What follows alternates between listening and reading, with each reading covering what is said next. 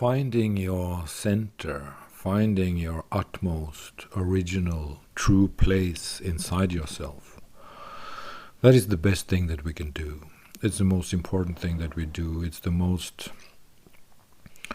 helpful thing we can do to ourselves and actually to the world as well, because then we will free ourselves from the mental theater, from the mind theater, from the endless libretto of the mind and of the brain, which is an endless libretto, which is an endless play, which is an endless opera. It's an endless opera, and a play and a theater and a television and blah blah blah, simply because the brain is producing it. It's the work, it's the job of the brain to be alive, and to be alive for the brain means to have a lot of activity, neurochemical and electromagnetic activity. The purpose of the brain is to be fired up, so to speak. The purpose of the brain is to be a place of neurochemistry and certain neurocircuitry and synaptic activity. The purpose of the brain is simply to be an electric computer, in many ways. But it's, of course, as we know, 10 million times more subtle than any computer. We don't even have to talk about that. We don't have to discuss that part. We have grown out of that discussion. We know that the brain is more than just a computer. And the reason why the brain is more than just a computer is because of the interaction of that which is not the brain. It's because of the interaction with that inside ourselves that is not the brain. And that which is not the brain, we could say, is in this perspective, in this talk, in this perspective, it is the master within. It is the hidden, secret knowledge that nothing actually exists, that everything is a play of shadows, everything is hypnotization of the mind, everything is a trance state, everything, not a trance state, but it leads to trance states. The hypnotization of life, which is the downloading of what we perceive. That which we perceive is like an ongoing, perpetual hypnotization. Hypnosis, self-hypnosis, auto-hypnosis. We perceive ourselves into hypnosis, so to speak. That's a very good sentence. We perceive ourselves into hypnosis. We perceive ourselves into auto-hypnotization, into self-hypnotization, into self-hypnosis. And that's what we do, and that's the purpose of the brain. Because the brain has to do that in order to make us stay alive. Because if we don't do that, we will not be able to make the interpretations and the interactions in the nervous system that is truly necessary for us to make and to perform in order to survive, to run away from the tiger, to kill the lion, to throw away the snake, to get rid of the poison that is about to kill you.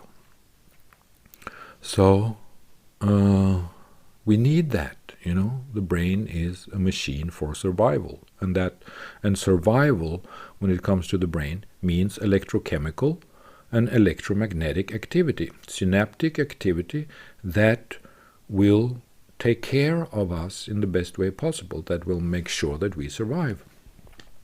And because it is so important that we survive, the deepest part of our nervous system, and the brain is actually a part of the nervous system in many ways, the deepest part of the nervous system is that which we cannot access. We cannot get to that because it's buried inside ourselves. It's buried in the earth underneath our very existence. It's the coffin inside our life.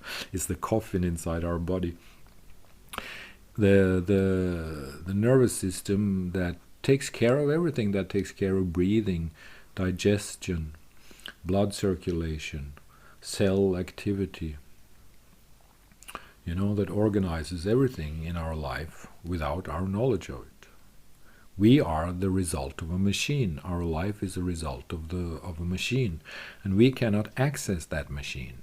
And if we could access that machine, then we could make a lot of damage to ourselves. Then we would be God, right? Then we could do whatever we wanted. We could destroy ourselves with a snap. We could do whatever we like. But we simply cannot access it. If we want to kill ourselves, or if we want to kill another one, we have to perform cognition. We have to make a choice. We have to perform mental activity. We have to transcend the natural state.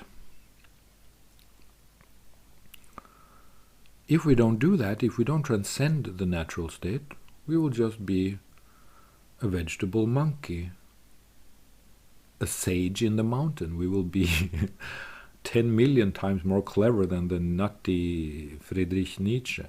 We will be 10 times more true and clever than the deepest gurus, than the deepest Indian spiritual guru that ever existed.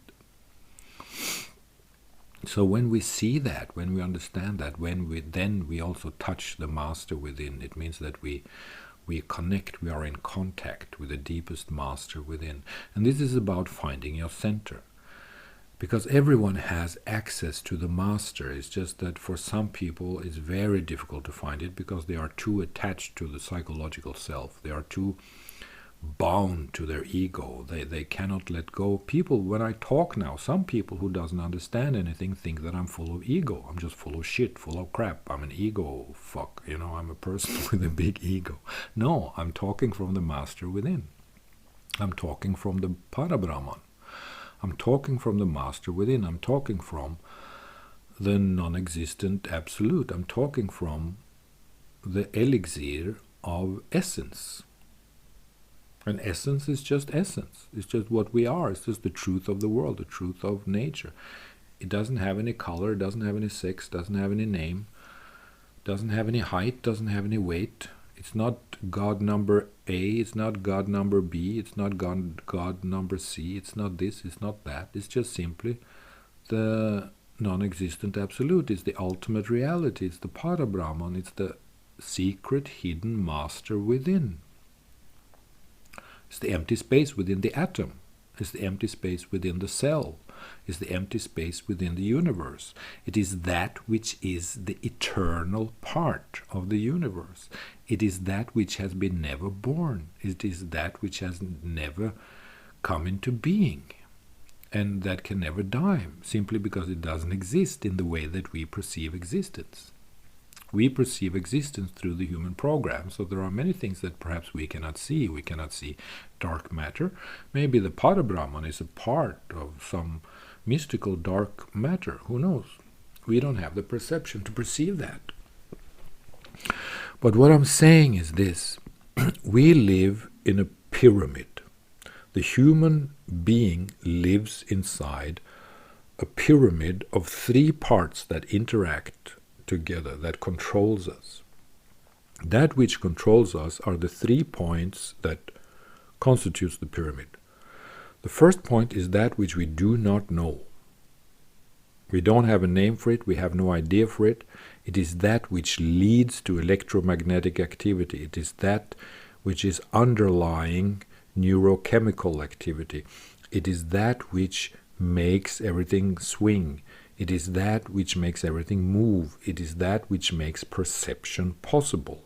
It is the underlying principle. It is that which is prior to consciousness. It is that which is the unborn, the eternal. It is that which just simply cannot die because it doesn't exist in any other way than in the way that it is. Synonym or identical with the inner master, with the master within. So when we access that master, and when we give up our attachment to the psychological self, when we give up the circus of mental activity that is running around in our brain, then we find our center. We become one with what we are. We become one with the center of the universe. We become the center of the universe because we become zero. We become emptiness. We become perfect peace, we become that which is devoid of mental suffering. We become that which does not rely on the mind, which does not rely on the brain. Well, this is a question for deep neuroscience. This is a question for deep brain science, you know. I don't want to make that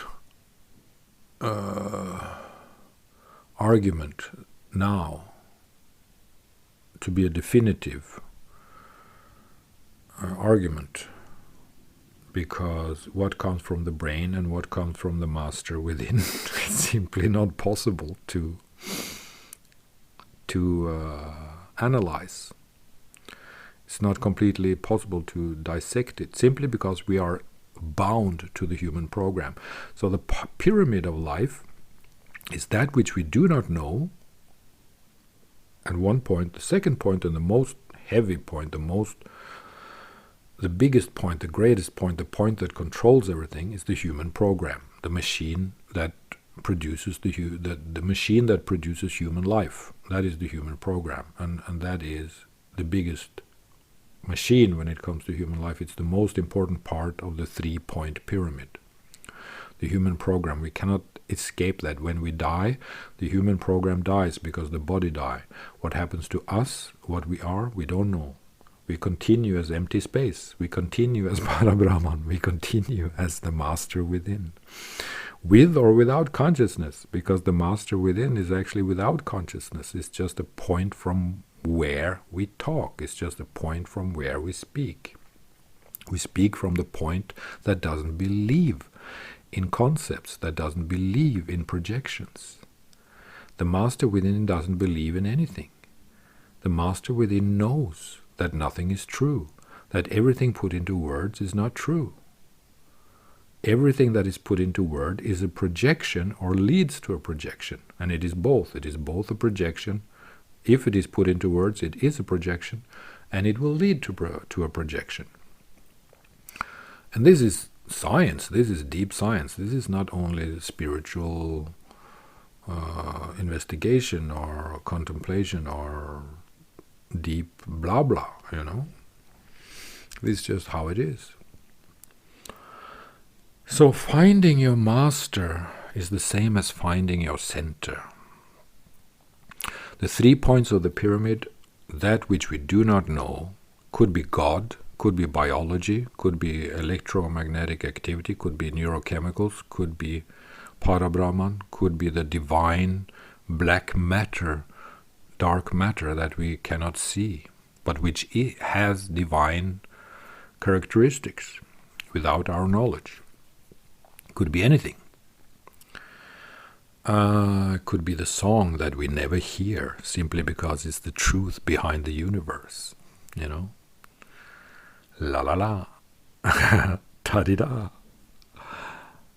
The real truth of the universe lies within and behind this song. Ta-da-da, la la la. If you don't know this, then you don't know the real secret of the universe. Ta-da-da, ta-da-da, ha ha ha. Okay, so the 3 points of the universe, no, the 3 points of the pyramid that controls human life. The 3 points of the pyramid that controls human life is that which we do not know what is it. We cannot define it. That's the first point. The second point is the human program. It's the whole machinery that controls and defines the human being as such. That which makes us think in the way that we do, that which makes us act in the way that we do, that which produces our experiences in the way that we experience, that which makes it possible for human perception to be in the way that the human perception is. That is the human program. That which makes it possible for the human perception to be what the human perception is for the human being, for the experience of the human being. That's what the human program is. The third point of the pyramid is our own projections, is our own programs. The human program is the nature program. Our own programs is the culture program, that which has been damaging our true self, that which has polluted our mind through all our life. Our conditioning, the conditioning, our education. Education can be fine if it has value, but most things cannot really. Well, we can talk about education in another episode. The human program is the hardware, the nature inside ourselves, that which makes it possible for our human individual, that which makes it possible for me to perceive and experience in the way that I perceive and experience. That is the human program. All right.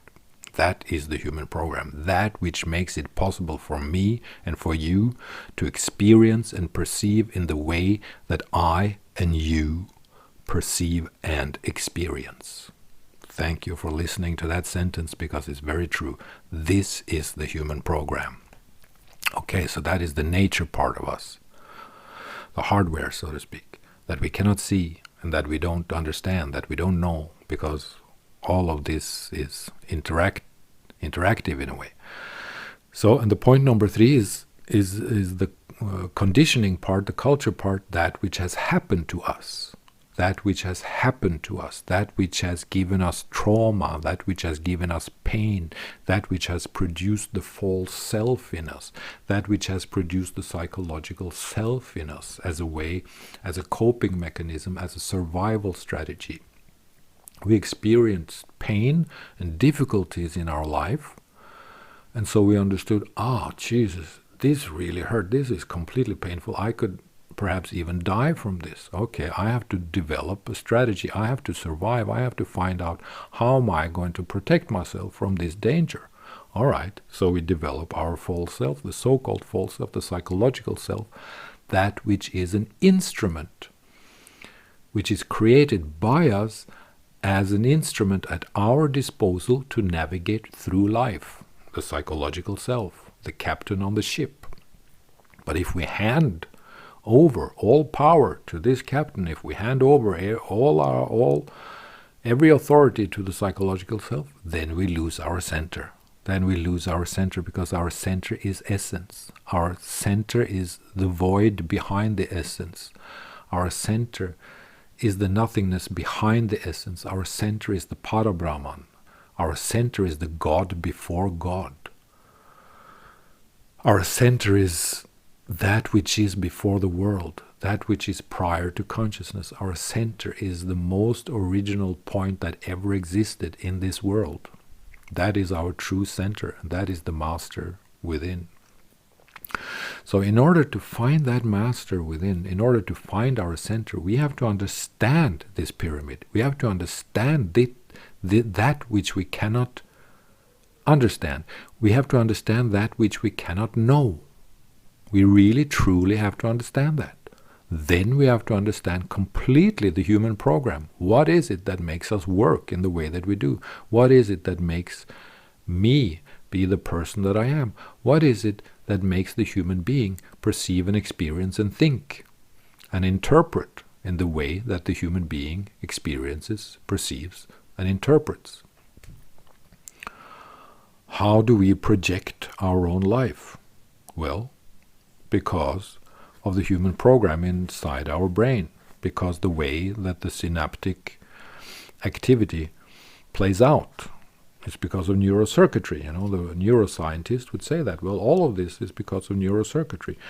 But Christian is right. There is something that we don't know. There is something here that transcends the neurocircuitry. And that which transcends the neurocircuitry, well, maybe that is the master within. Maybe that is Parabrahman, as I claim in this little talk, in this YouTube video. Okay, so this is the pyramid. That which we don't know, which we will never know before we die. And the reason why we don't know that which we don't know, I have explained in a previous video. And it's exactly the same thing. It's because of this pyramid. The reason why we cannot define that which is the human being, essentially or specifically or analytically or phenomenologically, or the original point of the blah blah and da da da da da. All of that I have explained before. And it's because of this pyramid. So we are fooled by perception, we are fooled by that which happens to our own perception. We are fooled by that which we experience. We are fooled by that which we experience. And we are fooled by that which we perceive, because that's just a part of the human program. It is not the master within. If you find the master within, you will not be fooled by perception anymore. You will not be fooled by experience anymore. And of course you will not be fooled by talking or by language or by concepts or conceptual strategies or language games anymore. Because you found the master within, you found the truth, you found the eternal elixir of life. You found the universal truth. You found the everlasting truth in the universe, that which comes before Tao. You have understood that which leads to Tao. You have understood that which leads to the Tao of life. You have understood the God behind the God. You have understood that which produces that which we call God and the world and the universe. You have understood the complete inner architecture of your own projection mechanism. You have understood completely how it is that you project as a human being. You have understood completely how you interpret, because of language, because of thinking, because of neurochemistry, because of neurocircuitry, because of did and that and do and that and do. Okay? So the pyramid of life is this. That which we don't know, and nature, that which controls everything of the human life, of human existence. And number 3, our own projections, our own interpretations, the thing that we produce as a result of that machinery that constitutes our life. We are constituted by something that we cannot see. And because we are produced by this, we are produced by that which we cannot see. Because we are produced by that which we cannot see, we, in turn, produce something else. Nature produces us, and we produce culture.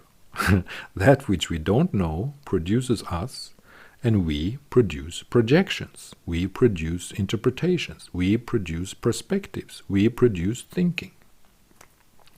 So this is life. This is the totality of human life, if you understand it correctly. And in order to find our center, our eternal diamond, our eternal life, so to speak, we have to find the master within and give the master within authority to speak. Give the master within authority. Give the master within the possibility to be what the master within is.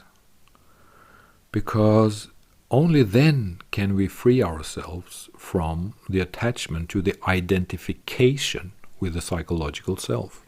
And it's the identification with the psychological self that is our deepest problem. So when we don't do that, when we identify with the master within, then we are free from the bondage of the psychological self, then we are free from the terrorism, from the stress, from the anxiety, from the inner confusion and fighting, and from the control mechanisms, from all the desire for control and manipulation of the psychological self, because the psychological self is all about control and manipulation. And that's what it has to be in order to survive. So it's a tool. The psychological self is a tool for survival.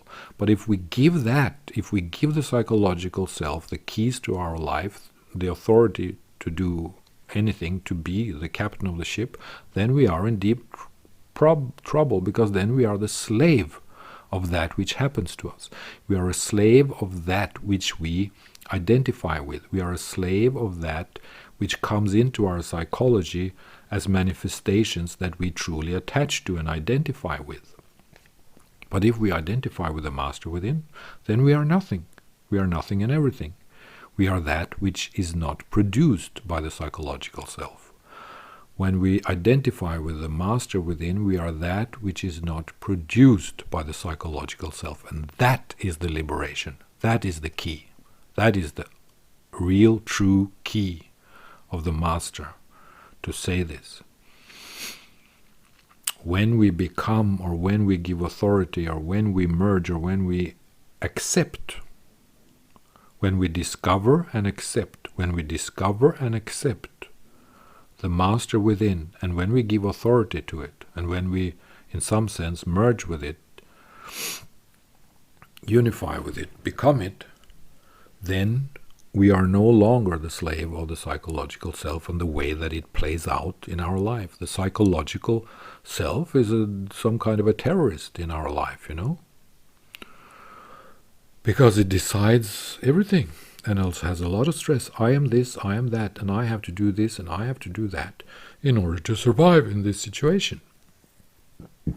I'm going to control her.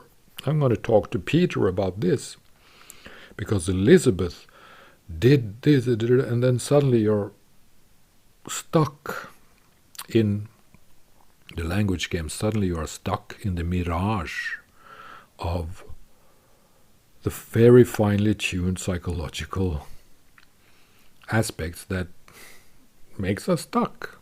And yet it is the attachment to, it is the belief in the validity of the identification.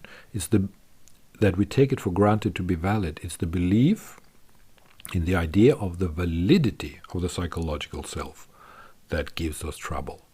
When we identify with the master within, or when we let the master within, when we acknowledge that the master within is more important than the control mechanisms and the control behavior, than the manipulation, than the psychological and emotional tactics of the psychological self, when we realize that the master within is more important, more essential to us than the director, captain, dictator, trauma child, false self, psychological self, structure, the house of cards inside our brain, when we understand that the master within is of deeper value, of more essential value to our own life, then we become able to let go of that which has been our problem all our life. The psychological self that we developed in childhood, during childhood, because of adverse childhood experiences. We were not allowed to be the little Krishna. We were not allowed to be the little soul that we are. We were not allowed to be the true self. We were not allowed to be what we are in our deepest essence. So we had to develop this psychological self in order to survive in this adverse childhood experience. And that became, in many ways, our neurosis and our trauma. And to find our own way out of that maze, out of that matrix, takes a long, long time. But it's possible, and the master within is waiting to liberate you from the psychological self and all the structures and circuses that the psychological self produce when we believe in it, when we identify and take it to be valid. Okay, let's go home and back to the master within, to the true essence inside ourselves and of what we are ultimately. Thank you.